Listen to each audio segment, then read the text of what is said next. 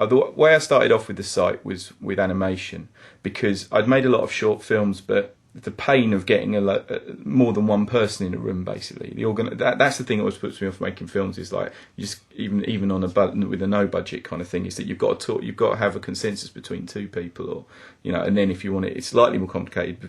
If there's two people in the room, there's three people, and out. And I started with animation on the site just because it was the easiest thing, and you didn't have to bother anybody, and it was just you, and it took a little bit longer because you were responsible for everything, but it wasn't that kind of having to talk to loads of different people. And then as it kind of went on, I worked with my mate Rob Hill, who I've worked with since he was like 16. The one that kind of, I think, really kicked it all off was Cunning Stunt, which was a live action thing I did with Rob. Right, check this out. Go on, Rob.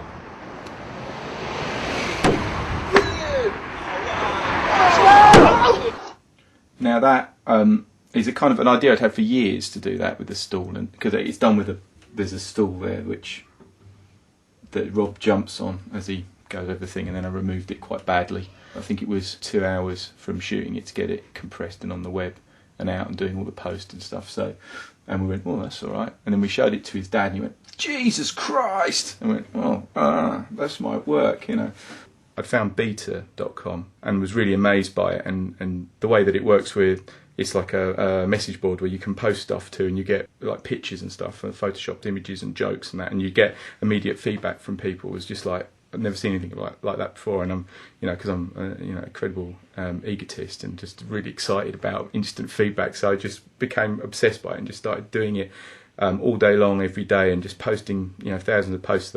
That really invented me, that it was that kind of discovering beta, and then like looking at all the stuff that was being made and looking how people were interacting backwards and forwards with the work I was making and honing it to that audience. 3 or 4 years ago, I'd have made short films and sent them to little film festivals in London. I'm always amazed, you go to these things and there'd be like 40 people there, and you go, oh my God, 40 people are here.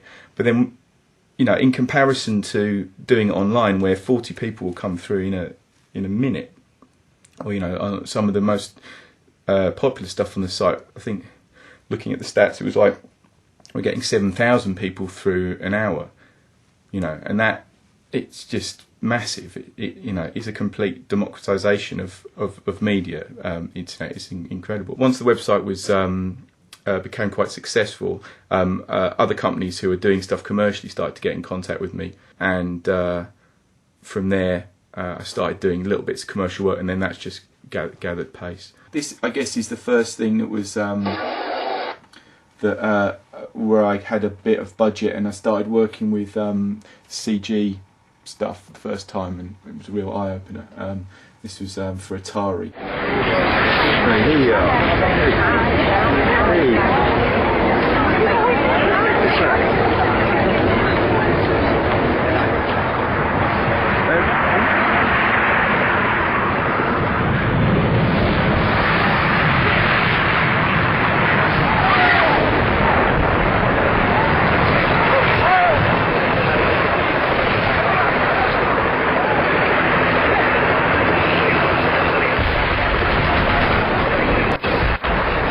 Okay, it's a very simple rule, I think, and it took me a long time to learn it.